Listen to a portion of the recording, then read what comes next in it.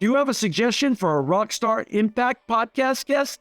Go to impactpodcast.com and just click Be a Guest to recommend someone today.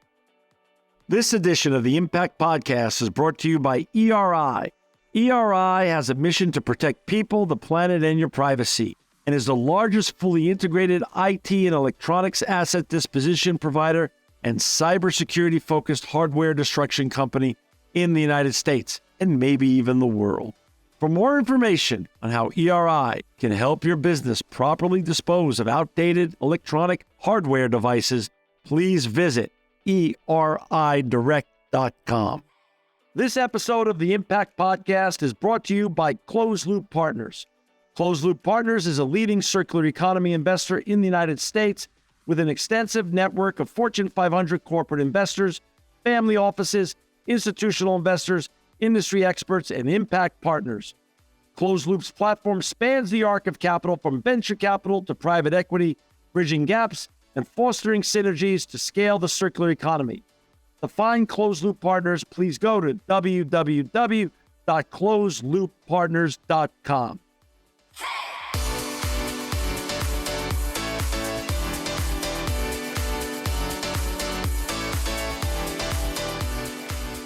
Welcome to another edition of the Impact Podcast. I'm John Shigarian. I'm so honored to have with us today Dr. Oliver Eitelwein. He's the partner of the Health and Life Sciences practice at Oliver Wyman. Welcome, Oliver, to the Impact Podcast. Hi, John. Thanks for inviting me. Really appreciate it. Hey, thank you for staying up a little late. I'm sitting here in Fresno, California, and you're sitting in Germany. Which part of Germany are you in right now? I'm living in Düsseldorf. That's on the western part of Germany.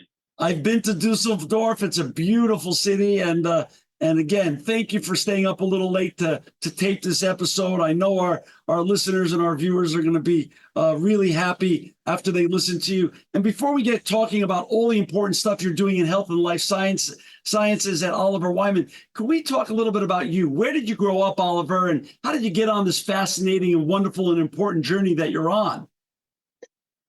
Thanks a lot. So I grew up in a small town in the western part, very close to Luxembourg. It's a town called Trier. It's the oldest city actually in Germany, and very much driven by a age 2,000 years ago, where they actually were the home of one of the Roman emperors. So with a long history, and grew up there, and then moved to Karlsruhe and became an engineer. Studied there, and since 20 years, I'm now in strategy consulting. Working with the largest multinational companies, and my focus area is on pharmaceuticals and healthcare. So I'm working with large pharmaceutical companies, the large medtech companies, to understand how we can reshape and support human health at the end, right? And that's also what's been driving my engagement, and what's been giving me a lot of purpose and fun in the work I do.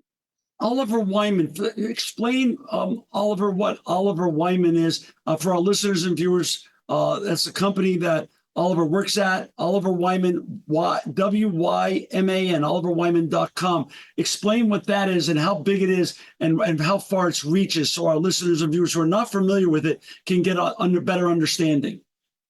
Sure, happy to do so. So Oliver Wyman is one of the top 4 strategy consulting firms globally. We roughly have 3 billion revenues in strategy consulting with practices or offices globally in all the key centers for commercial centers globally, and a very, very big part also in the US. We are part of a company called Marsh McLennan, which is a New York Stock Exchange listed company, and one of the largest also insurance companies in the world and professional service firms. So we are actually part of the U.S. Economic sphere quite heavily. And as a strategy consulting firm, we work across sectors, with all the key players that are out there, and help them, drive performance and impact. So, you know, your role as health and life sciences practice partner, explain what that means actually, Oliver.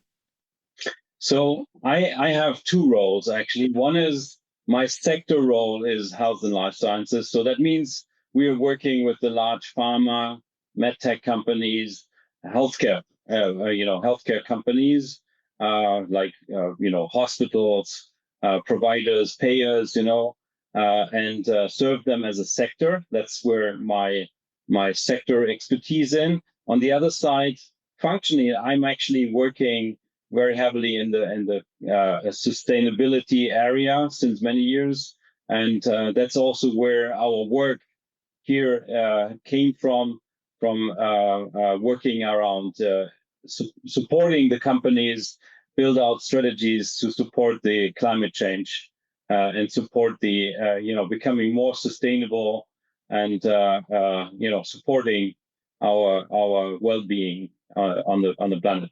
So it's a merger, it's a convergence of sustainability and climate change you're working on, more specifically. Yes, on that intersection. Intersection. Yes. And I've started that journey actually, interestingly, more than 10, 14 years ago. Wow. We were working on a research project in Germany with one of the leading business schools, and we were looking at, back then we had Katrina, you probably remember the tropical storm, and climate was high on the agenda. We were working on carbon accounting and carbon controlling back then. So published first studies. Unfortunately, then the hype went down pretty quick, and for a couple of years, actually, this whole topic went down. But I think since 4 or 5 years now, everyone has understood that this is a really, really important topic for us, especially with the IPCC studies that have shown the climate change, with all the events that we're seeing, right? With wildfires in Canada, or in California, with flooding, with new tropical storms, that this is actually a reality. And I'm quite thrilled that now this is being taken as a real priority since a couple of years to change things. Oliver, I'm 61 years old and I've lived 30 years in California. For my first 30 years, I lived in New York City. And both regions that I live in and still love greatly, New York and California, are unrecognizable to me in terms of their climate patterns today, as opposed to when I was a much younger man. Recently your team put together a report with the World Economic Forum called Quantifying the Impact of Climate Change on Human Health. And we're going to put that report in our show notes so our listeners and viewers can access that great report. Can we talk a little bit about that? Why was that chosen as your team's research? And let's go into that report and the importance of what your findings were. Yeah, so the starting point for that study was actually a discussion with Shyam Bishan, who is the board member of the World Economic Forum, and he's leading the healthcare center of the World Economic Forum. And we were discussing, hey, how can we understand better what's going to have what the intersection of climate change and healthcare is, and what we will need to do, for example, for the life science industry to prepare for that, right? So that was the starting point. We had a really great discussion, and we agreed on a joint journey, and said, from our side, that we would also invest in there with pro bono project teams to make sure that we better understand this. While we were then going into the topic, interestingly, one thing that came really clear after a couple of weeks, and I think the most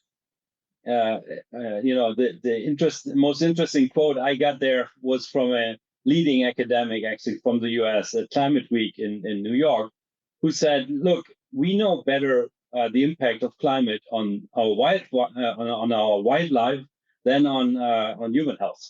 And she was saying, hey, look, there is research, right? There's a lot of buckets that are being researched, but we're missing these big studies that really put the things together.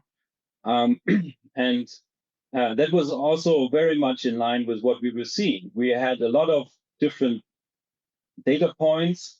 We had qualitative views on what the impact could be, but there were no studies that would bring the things together or try to make one picture, one first starting point as a picture of how big the impact could be on both the human health part, so on mortality, on chronic diseases, and what does that mean in terms of additional burden for our healthcare systems and for our GDP? Because chronic people are less productive. So there's also major impact on on our well-being. So that was the starting point. So we actually then agreed to put a team on this for almost a year, pro bono with the WEF, and worked with them and various other partners. There was the Wellcome Trust in there. There was Rockefeller Foundation. We had discussions and interactions with the World Bank and the WHO to bring together a first piece, charting the impact of climate on healthcare. That was the idea around it, and that kind of brought this to birth. Yeah. So, for our viewers and listeners, first of all, for our viewers and listeners who just joined us, we've got Dr. Oliver Eitelwein with us. He's the partner of health and life sciences practice at Oliver Wyman. To find Oliver and his colleagues, please go to Oliver Wyman, WYMAN.com, oliverwyman.com. You could also find in our show notes, quantifying the impact of climate change on human health. We'll have that in the show notes. So let's just say this is the World Economic Forum today. Give us some of your key takeaways from this very important landmark report that you put together. And so our listeners and viewers who aren't familiar with this report, and also some of the impacts that climate change can have on all of our health around the world, what is really going on and how concerned should we be, Oliver?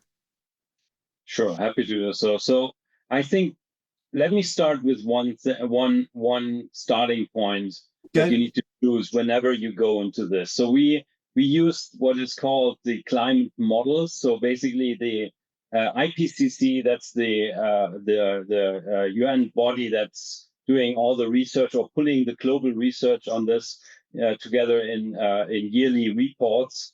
They have generated different scenarios around the climate change and how that they can affect the different areas of the world. Yeah, and in this IPCC models, you will find 6 different major climate events, what we call, right? That you can that you need to understand then the impact on the human health. These 6 are wildfires. You've seen that quite intensively in Europe, in Mediterranean, in the US. You have droughts. If you go to Africa, for example, it's quite dramatic, and it will become even more dramatic. We have things like heat waves. We've seen that in the US, but everywhere else, that we have prolonged periods of a very high temperature with severe impacts on the population. And then we have the water or the precipitation-driven things like floods, which have severe impacts, especially on Africa, on Southeast Asia, but also other areas that can drive lots of vectors, so mosquitoes, etc., and diseases. And the last 2 are sea level rise. Yeah, so you all have heard about islands that will probably not exist anymore in 100 years. But this sea level rise actually affects a lot of the coastal areas globally, and it has impact on both the flooding there, but also it increases the salination of the ground, and with this has impact on human health. And last but not least, especially in the US or in the Americas, tropical storms will also become even more strong and with higher impacts going forward. So these are the 6 events that can be modeled. So what we took then is we analyzed each one individually and tried to understand how does that relate to health? How can we get a logical connect, from this event to different health outcomes? So we went, for example, if you have wildfires, your first impact is deforestation, desertification. It could be soil degradation, and then you go on. Okay, but there's also pollution. There's air quality reduction, right? There can be increased temperatures and so on, and all of these have then impacts on different diseases. Yeah, for example, respiratory diseases. If you have a wildfire, and you've seen that in Canada, in New York when the Canada wildfires were raging. You have cardiovascular diseases in heat, for example. You have infectious diseases driven by, for example, mosquitoes coming after droughts or after floods. And then in many areas, especially in Africa and Southeast Asia, you will also have effects of malnutrition driven by this. Yeah. So you have stunting of children, for example, as major effects, and then heat-related diseases where elderly will either die or will have severe, longer-term implications. So there's a couple of many of these diseases can be traced indirectly or directly to the events, and that's what we have been trying to do all through existing research. So we always use studies, research, academic studies that we're looking at the different effects. What is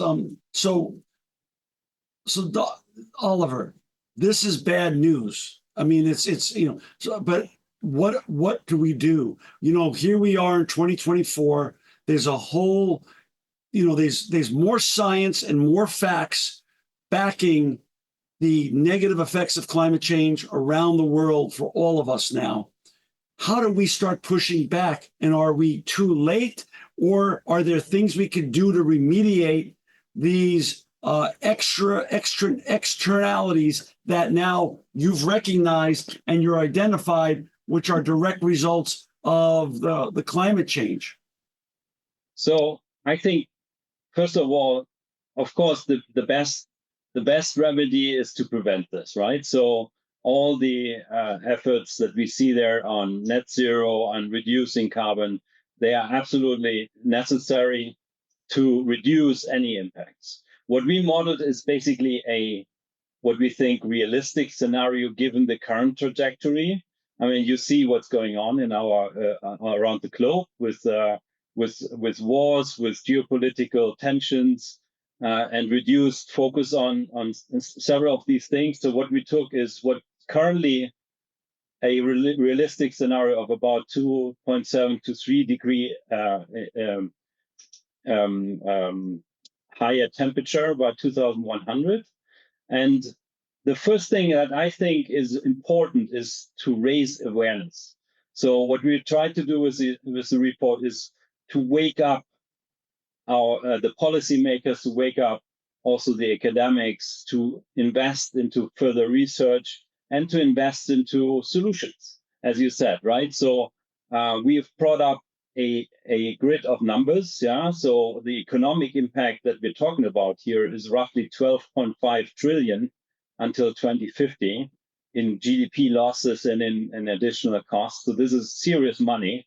And we're talking about 14.5 million deaths. Yeah, until 2050. So there's a seriousness around this to really invest into preparation, right?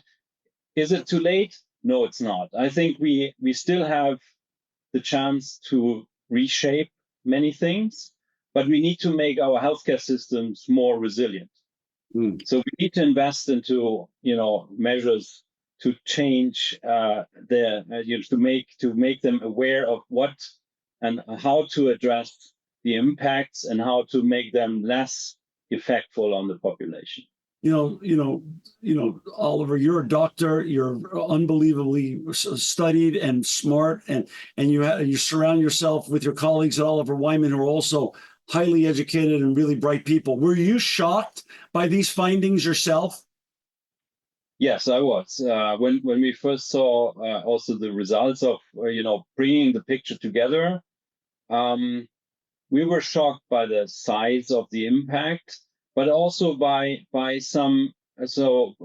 a factor that is not so obvious if you look at the numbers first. So there's a lot of deaths, yeah, but the bigger effect actually, which will affect, will have serious effects on our healthcare systems and on our economies, is that three-quarters of the effect is what we call morbidity and not mortality. That means we will have severe additional chronic diseases. We will have many people, that will for many years be disabled, and that is actually something that's going to have severe effects on our healthcare systems and also on our productivity.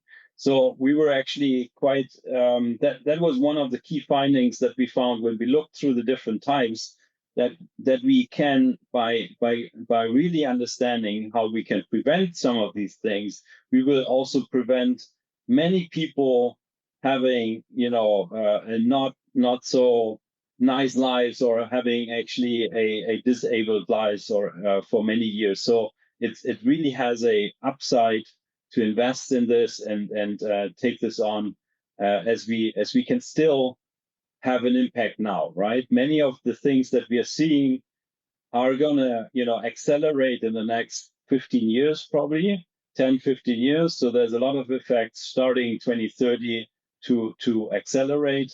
So there's a couple of years, but it's not a lot of time. Oliver, will this affect migration, immigration, and emigration patterns? A report like this and other reports that are similar and analogous to this report, will this start dictating where people start moving out of and moving into to avoid some of the climate crises and the areas that are going to have more catastrophic results in the coming years? Yes, definitely, because the most affected areas right now are in the unfortunately also the least from an economic perspective, the lowest income countries. So there's huge effects in the middle of Africa. Yeah, these areas, there will be whole areas where it's very hard to live in the future, where you will have a lot of also more malaria impacts, where you have droughts and flooding, both of them. So we will see that this will generate definitely more pressure on the migration. When you mentioned there's also going to be a rise in mosquito-borne diseases, I would assume that includes dengue fever and things of that such. Malaria, yes. And malaria. Let's also take it to the next subtle, if there's such thing as subtle, iteration. Would this also is it quantifiable to say that the impact of climate change on human health could also help precipitate the next pandemic? I wouldn't call it a pandemic, because Right. it's probably more. It will drastically increase the number of vectors. What we call vectors, basically Understood. the Right. features that can proliferate these diseases. So we will have a lot broader areas where we will see these diseases. And there's also a certain likelihood, but very limited studies yet, that they will probably also move into areas where today we wouldn't see them, right? So Right. be it Northern America, be it Europe. So there's as we increase the temperatures, actually, we also increase the likelihood and the ability of these mosquitoes to live there. So we will see, hopefully not in the same manner that we see it in Southeast Asia or Africa, but we can have more cases going forward. So, obviously Oliver Wyman is a very large multinational organization filled with bright people like you doing important work. Is there a division of Oliver Wyman, either in your division of health and life sciences practice or other divisions, working on the solutions to these kind of important, impactful reports that quantify the impact of climate change on human health? Yeah, so we continue our work for one, of course, because we see this as a very important area. So there's a continued effort in two regions. One is to help the private sector understand, the problem, really put it on their agenda, and also ensure that we have long-term incentives to have, for example, pharmaceutical companies, medtech companies, but also investors invest in this area. Yeah, the private sector needs to have certain funding for a longer time so that they can, make their innovation magic work. Right? It's a system that needs this as an incentive. I think this is important that we think about that. How can we engage that and enable that? Both in our economies, but also across, cross-country policymakers with the UN or with, large foundations, that we can enable this and make sure that there's innovation that can help us prevent things. So that's one area where we are working on. And the other one is also important, is on helping the healthcare systems understand the impact and understand what can be measures, what can be solutions for them to become more resilient. Yeah, and we see usually we see four areas that are important for resilient healthcare systems. One is what we call the resistance muscle.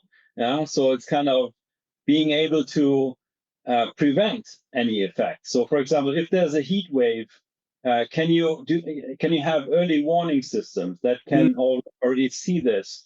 Can you have, for example, in Australia, there's workers will get a heat sensor so that you can watch the body temperature and don't go into the areas where you will have impact on your health, right? So there's a lot of things that you can do to prevent the impact or avoid, the spread of it. That's what we call the resistance muscle. And there's a second muscle that you need to build out, the recovery muscle. That's basically being able to enable a fast stabilization if something happened, if there was a flood, if there was, a wildfire, that you are able to act fast, give fast recovery measures around, care, around, being able to mitigate the damages, damage, right? Quickly, so that overall, we reduce the impact if we can, right? And this is something that healthcare systems need to probably build out, and we need the private sector to help them innovate around it, right? We need to have, smart digital health startups think about it, how we can bring technology into this game, right? Or pharmaceuticals, to how to bring vaccinations into the game, right? Different types of drugs, etc., that can help reduce the impact. How about the public sector? Does this report get delivered to great administrations like the Biden administration and say, hey, we want you to be aware of this, and you're doing great with the Investment Recovery Act, but we all need to do better? I mean, this goes to governments across the world because the faster we get to net zero, the faster we mitigate the damages of climate change and the impacts on the citizens of all the great countries around the world. Is that also part of duality? Besides the private sector, you also have a whole nother division that's facing towards the public sector as well? We're supporting that, and that's also where the WEF comes into play. With their quite strength in shaping and supporting policy changes. I think the Biden administration has actually quite early started this journey. So it's if I compare that to other countries in the Western world, you're actually quite advanced in at least at identifying the impacts and starting first initiatives. But overall, it's still at early stage, right? Also, our report, I would say it's a starting point, but we need much more research, right? There's known unknowns and unknown unknowns, what we call it. The impacts could be bigger, right? So it's in the responsibility, I think, of every country to investigate what the individual impacts will be, right? For the US, for the different states, to prepare the systems there. And it can be different by US, can be different for Canada, it can be different for Mexico, or for Germany, England, France, or Africa. So it's really important that you understand the micro effects, right? The local effects for one. And second, we need to have much more collaboration across the countries, right? If you look at, so I was at the COP28 in Dubai 4 months ago, and we had, for the first time in 28 years, in 28 COPs, there was a health day. So it took us 28 years to realize that there's an impact on the healthcare that's worth investing in. And what's really a first good point there were 120 countries pledging to take this on and start investigating it. There was a pledge of $1 billion, which is, of course, a very small amount, for this topic, but at least we're starting off. So it's the topic is starting to become, it's getting on the agenda, on the priority lists, and that's I think a very positive sign. Oliver, where do you go from here? You have this important report quantifying the impact of climate change on human health. We're going to have it in our show notes for our listeners and viewers to access it. What's next for you? Do you continue this research and do a second report? What's the future look like? So our, we individually, we go and work with the companies now. Our focus is now on how can we help shape impact in this, right? With the life sciences firms, with pharma, medtech, investors, etc. On the one hand, and we have also a healthcare division, which is focusing on healthcare systems, etc. And these partners are, of course, also addressing their, the providers, etc., the systems, to discuss what we can do. So on our side, we are continuing the journey also with the World Economic Forum to keep the topic on top of the agenda if possible. Got it. Wonderful. Well, Oliver, thank you for your time today. Thank you for sharing this very important report. For our listeners and viewers, again, to find Oliver and his colleagues and all the important work they're doing in health and life sciences, please go to Oliver Wyman, WYMAN.com, OliverWyman.com. Oliver, you're always welcome back on the Impact Podcast. Continue your great work. We thank you for all you're doing, and thank you and your colleagues at Oliver Wyman for making the world a more sustainable and a better place. Thank you. Thank you very much, John. Really appreciate the great discussion here. Thank you. This edition of the Impact Podcast is brought to you by Engage. Engage is a digital booking platform revolutionizing the talent booking industry. With thousands of athletes, celebrities, entrepreneurs, and business leaders, Engage is the go-to spot for booking talent, for speeches, custom experiences, live streams, and much more. For more information on Engage or to book talent today, visit letsengage.com. This edition of the Impact Podcast is brought to you by ERI. ERI has a mission to protect people, the planet, and your privacy, and is the largest fully integrated IT and electronics asset disposition provider and cybersecurity-focused hardware destruction company in the United States, and maybe even the world. For more information on how ERI can help your business properly dispose of outdated electronic hardware devices, please visit eridirect.com.